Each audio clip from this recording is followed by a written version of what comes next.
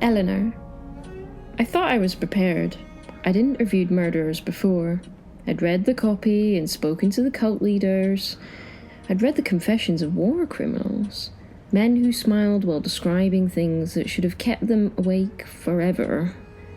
Will didn't feel like them. They felt human. He felt other. Like, I couldn't judge him in the same way I could judge human.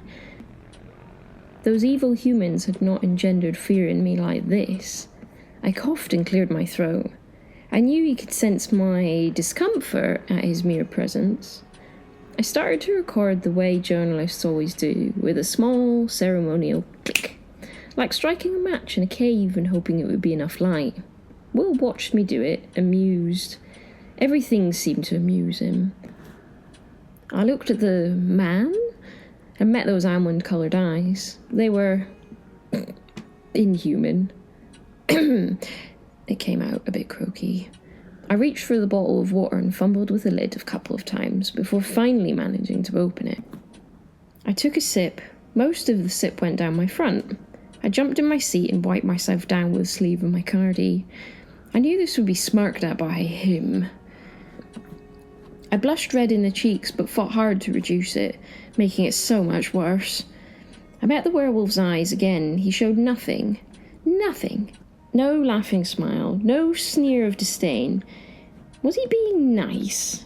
Sorry, I apologised. I just apologised to him for pouring water down myself. Oh, Eleanor, how embarrassing. He smiled. Kindly. Or it seemed that way. Could he be kind? I still haven't got used to these lids that are stuck on the bottles when you take them off, I told him.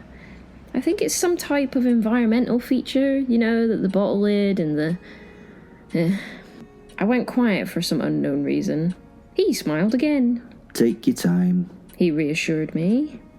I did that thing that newsreaders used to do with their stacks of paper at the start of a broadcast, you know, to straighten them. Tap, tap, tap. I don't know why I did it. Nothing I did here felt typical. All of this was untypical. Straightening the straight papers was just a thing to do. I placed the neat pile carefully down before me, straightened my glasses and pushed back a wisp of hair that had fallen on my face from a high ponytail, and smiled. Deep breath. Why did you choose to be a monster? Boom! He laughed. Not the bark of a madman, not the sneer of someone offended, just a short, disbelieving sound, as if I'd asked him whether the sky was still up. A monster? He said. Wow, that was right down to the point. I admire that. That gave me a little warm feeling inside. That little compliment instantly worried me. No, not the compliment that I had had. That warm feeling that I had had. Did I fancy him? Fancy him? What am I, 15? Already I felt the ground shift further in this man's favour. I didn't really choose to be a monster, did I, Fen? He said to the corner of the room. If I sort of looked with the corner of my eye and squinted, I could see the outline of a giant wolf that sat in the corner. The wolves all laughed in response to Will's words. I was starting to see and hear the invisible, and... is it inaudible? I would have to look that up. It was kind of his fault. I was a baby when, he came along. He pointed a thumb over his shoulder at the wolf-filled space. Anyway, regarding the subtle question you asked, who do you think the real monsters are, Eleanor? He always had to use this as an excuse. He was a product of his kind. Humans were evil, yada yada yada. He leaned forward in his seat, placing his elbows on the table. He folded his arms and rested his chin on those muscular forearms. He was preparing to deliver his tough response. Once he settled, those eyes looked into me. I tried damn hard, but I couldn't hold eye contact. So I looked at my notes as if considering them or reading something from them. I tried to steer the conversation back. You killed people. That wasn't an abstract point, that was fact. There were bodies to prove it. Yes, you're right, but do you know what? You let people die. He said calmly. I don't let anyone die, Will, do I? Be sensible. Do you not? Rescued any dying orphans from the streets of Calcutta recently? He paused. Have you got space in your house for a homeless veteran thinking about suicide because of the way his life has turned out? He smiled. Do you own, let's totally edgelord this, a smartphone made in China? He sat back in his seat and smiled. And that's just you, Eleanor. He winked. I remember blinking at that. Actually blinking, as if I could physically clear the moment away. I had nothing. He continued, not angrily, not passionately, but with the precision that unnerved me far more than shouting ever could. Then there are the others, of your species. And then he began to wax lyrically on about us. He talked about slaughter made efficient, about death turned into policy, into supply chains, budgets, and doctrines with neat acronyms. I wanted to interrupt him. I should have interrupted him, but I had nothing to interrupt him with. Instead, I just listened. He spoke about cities erased, about shadows burned into concrete, about killing done by people who would never have to smell it, see it, or remember it. He spoke about enthusiasm, not war, not necessity, but almost the cheerful way humans lean into violence when it's wrapped in flags and language soft enough to dull the horror. When he mentioned other hominoid species, cousins of ours, erased not by accident but by our arrival, I felt something inside me tighten. Extinction happens, I said weakly. And you happened to them? He replied. That sentence will stay with me for the rest of my life. I didn't do it, I countered with petulance. What do you do about the things you do? In my head I thought of myself as a good person. I had no answer really for the lack of my saving Calcutta's orphans. I had something that was good for the world. I'm a vegan, I stuttered. Once I said it, I felt stupid and pathetic. I was ready for his rebuke. He just looked at me. I could see he was having a mental battle to be nice or not. I think he chose nice. I think. He said nothing. His face did not change. He just looked at me. I was impressed that he had a chance to humiliate me in my stupid answer, but didn't. In my head, I was actually thankful. I had made a catastrophic mistake. I had assumed Will was ignorant of the world outside his own brutality. I had expected deflection, nihilism, madness. What I got was history and a fuck ton of philosophy that was difficult to argue with. He talked about animals killed in absentia, about oceans emptied, about forests reduced to numbers on a report. He didn't dramatise it. He didn't need to. The facts did the work for him. I accused him of deflecting, for excusing his actions. He said he was contextualising. I remember feeling angry at the word, angry because it fit, clever bloody bastard. He admitted he was bad, he admitted that he had killed and that he enjoyed it. When he smiled, it wasn't triumph, it was sadness, and that frightened me more than anything else. You call me a monster because I'm honest about what I am then? He told me. I kill with my hands, you outsource it. You don't even know how many or when you have killed. I wanted to argue. I wanted to tell him he was wrong, that intention mattered, that morality mattered. But I could feel my hands shaking. He talked about consumption, not just food, but lives, labour, distance, how easy it is to benefit from suffering when you have never had to look at it directly in the eye. When he said, You enjoy pretending, don't you? Something inside me broke. I stood up then. I couldn't stay seated. I accused him of enjoying the harm he caused. Yes, He said. And is it no worse that you don't enjoy causing harm, but allow it to happen anyway? He threw me a, what is the Americans call it, a swerve ball? Do you know why heaven only feeds its residents milk and honey? I started to talk, but nothing came. What? What has that got to do with anything? You're a practicing Christian, yeah?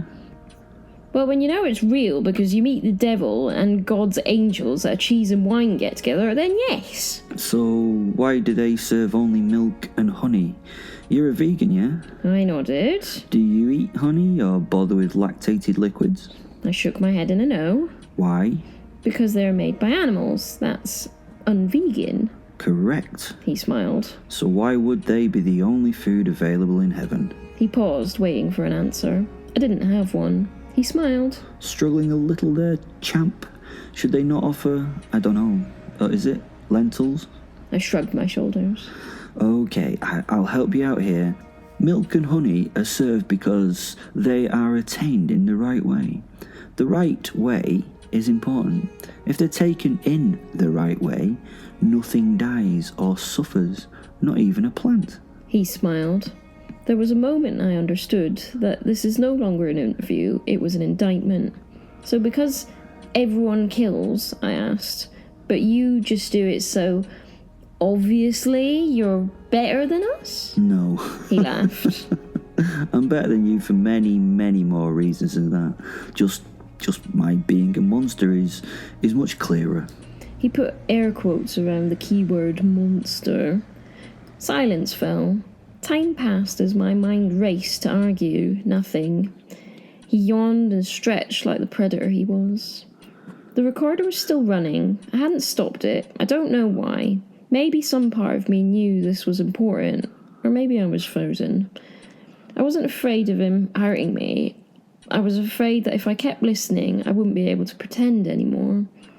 And I didn't know what scares me more, the fact that Will exists, or the possibility that he's right.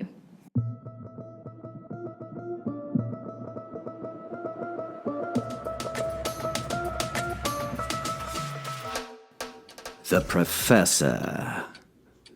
The lights in my office were still on long after the rest of the building had surrendered to darkness. That wasn't unusual. Universities sleep lightly, especially when they're named after men who refuse to stay dead. For the record, that's yours truly, obviously. "Tell me again," I said, mildly, eyes never leaving the folio open on my desk. "The name of the man in custody." There was a pause on the other end of the line, a breath drawn. "You know him, Nicha," Ben Johnson replied. "Now I've fixed the dress, picked him up an hour ago." I turned a page. Old vellum, old ink, the sort of book that remembered things better than people did. "And the body?" I ventured. Ben didn't hesitate. Belfastus, or at least that's the name you gave, wasn't it? Yes, I said. "That will do." Another pause. I could picture Ben in the custody suite, jacket off, sleeves rolled, the fluorescent light doing him no favours. "We searched Nicha before putting him in the cell. Ben continued. Standard procedure. He had only one thing on him. My pen stopped moving. A ring. Ben said. Unusual. But no inscription. He was gripping it like you thought we was going to take it, off him with his hand." I smiled, just a little. "Good. And you logged it?" "Yeah, it's all bagged and tagged." Ben said. "Could you unbag and untag it for me by any chance?" Pause. "It's a bit difficult now. It's been recorded, ain't it?" Pause. "I'll take responsibility, as usual." "All right. Then, carefully. What do you want done with it?" "Oh, nothing," I replied. "For now, at least." Ben exhaled through his nose. "And this Nicha bloke, do we untag him and unbag him too?" I laughed. "No, Ben." I closed the folio. "Book him," I said. After all, chap's committed murder. The silence this time was heavier. "Professor?" Ben said, and I could hear the word he didn't say. Simon. "You know what state he's in. He's homeless, frightened. He kept saying someone told him to do it." "People say many things when they're afraid," I replied pleasantly. "That doesn't absolve them of choice. Ben shifted. I imagined him glancing back towards the holding cells. He was manipulated. Ben whispered into the phone as though he was worried about being overheard. You know that. Whoever Belfastus was, he didn't exactly stumble in that alley by accident, did he? No, I agreed. He certainly did not. Then, is this just? Ben asked, the edge creeping into his voice now. I leaned back in my chair and looked out of the window, down at the quiet Leicester streets. Justice, I said, is not my concern. Harshly. That stopped him. Knew it would. Nicha had free will, I continued. He was not possessed. He was not compelled. He was bloody angry, resentful, and presented with an opportunity. And he chose violence. Ben fell into silence as he thought about his answer to this carefully. You want him punished then? Ben said quietly. I want him processed, I corrected. There is a difference, is there not? What about the people who pushed him then? Ben asked. They will answer in their own time, I said. Not yours. And I would answer.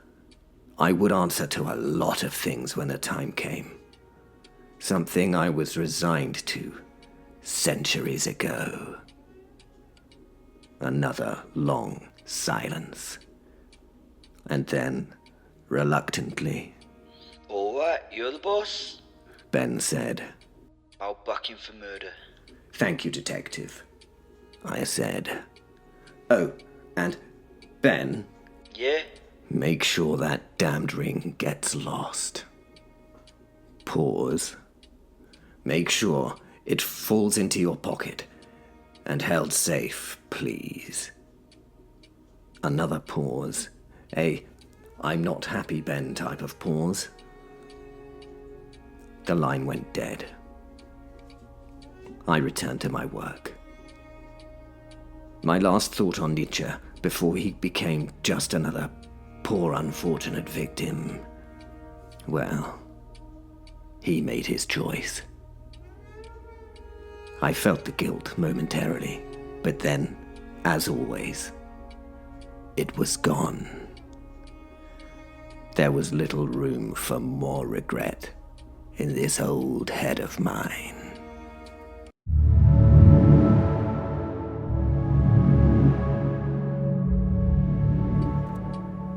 Time had started to misbehave again. I recognized the sensation immediately, the way the hours stretched and sagged without permission, the way lamplight thickened as though it were trying to become something other. My office felt smaller than it should have, the walls leaning in with academic curiosity. The ring of summoning had no name. That alone should have been enough to make me stop. I read the same passage for the third time and finally allowed the thought I'd been circling all evening to land.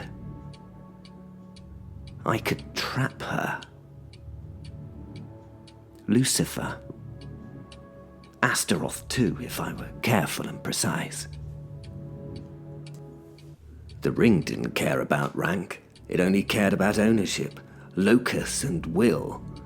With the right preparation, the right sacrifice, the right anchoring of intent. Hell, without its rulers. An empty throne. I wondered, briefly, dangerously, what that absence would do to the world. Would humanity improve without its ancient adversaries?